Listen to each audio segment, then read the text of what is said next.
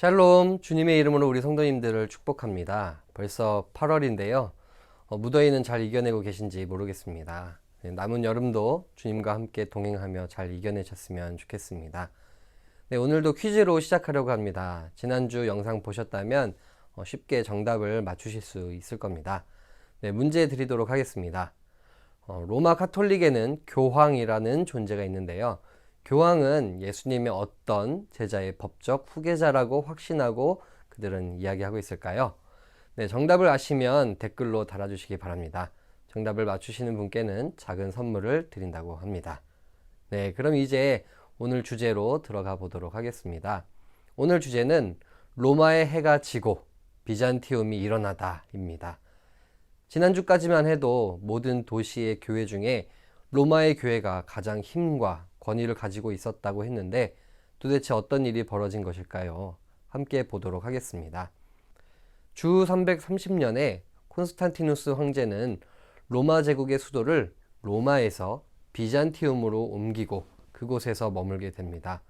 서방에서 동방으로 힘이 옮겨진 것입니다. 비잔티움은 지금의 이스탄불 지역입니다.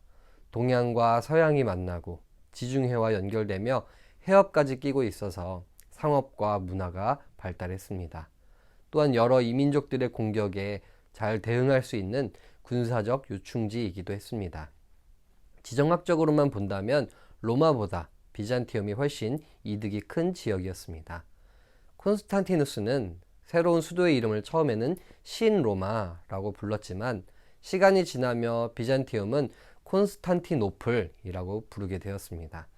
자신의 이름을 딴 콘스탄티누스의 도시라는 뜻입니다.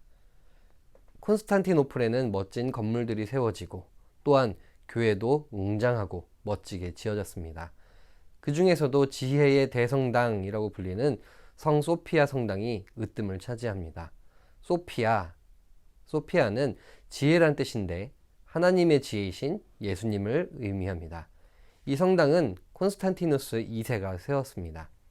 이 명성은 지금까지도 자자하여 하기야 소피아라고 불리우며 이스탄불 최고 관광지로 꼽힙니다.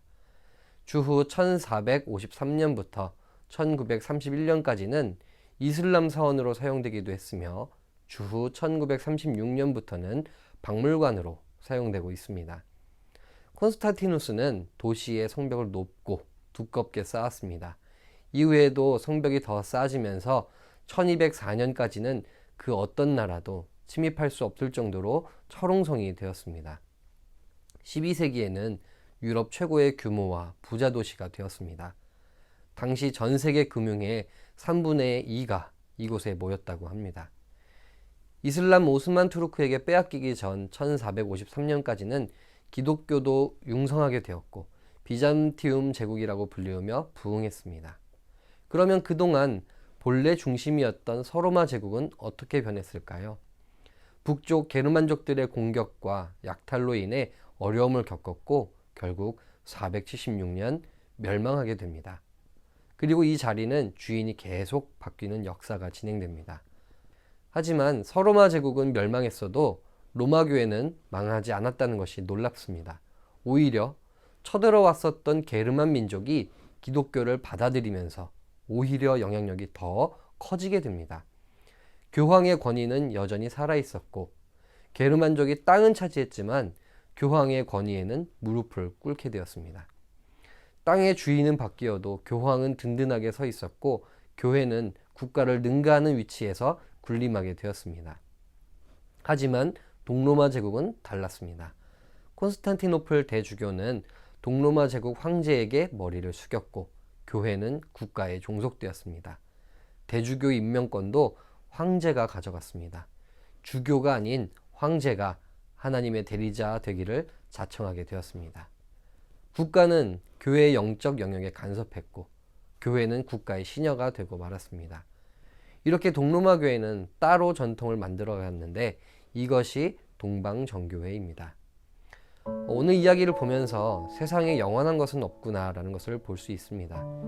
영원할 것 같았던 로마 제국이 무너지기도 했고 기독교의 중심이었던 성 소피아 성당이 이슬람에 넘어가기도 합니다. 또 반면에 국가는 멸망했지만 교회는 멸망하지 않고 힘을 유지하기도 하는 아이러니한 모습도 보게 됩니다. 이러한 역사의 흐름에서 우리가 발견할 수 있는 것이 무엇일까요? 사람은 영원하지 않고 권력도 나라도 영원하지 않지만 역사의 주관자이신 하나님은 영원하시고 전능하시고 불변하시다는 사실이 아닐까 싶습니다. 어려우면 어려운 대로, 또 흥할 때는 흥하는 대로 하나님은 그 안에서 교회를 사용하시고 하나님만의 역사를 써내려 가십니다. 우리가 해야 할 것은 권력과 힘을 차지하고 갖는 것이 아닐 것입니다.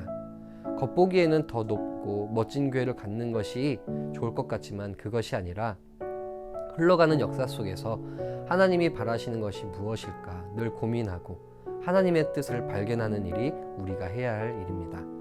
사람 편에 서는 것이 아니라 하나님 편에 서며 상황 속에서 하나님이 이루실 일에 대해 기대하며 기도하며 사는 것이 우리가 마땅히 해야 할 일일 것입니다. 그 옛날부터 수많은 전쟁과 어려움과 권력이 오가는 일들이 있었지만 처음 초대교회로부터 지금까지의 예수 그리스도의 복음은 변치 않고 이어져 오고 있습니다. 하나님이 세우신 교회는 지금도 든든히 자리를 지키고 있습니다. 지금 그 자리에 우리가 있기를, 또 앞으로의 자리에도 우리가 있기를, 앞으로도 우리가 하나님 편에 있기를 소망하면서 우리 성도님들이 그런 삶을 사시기를 이 시간 축복합니다.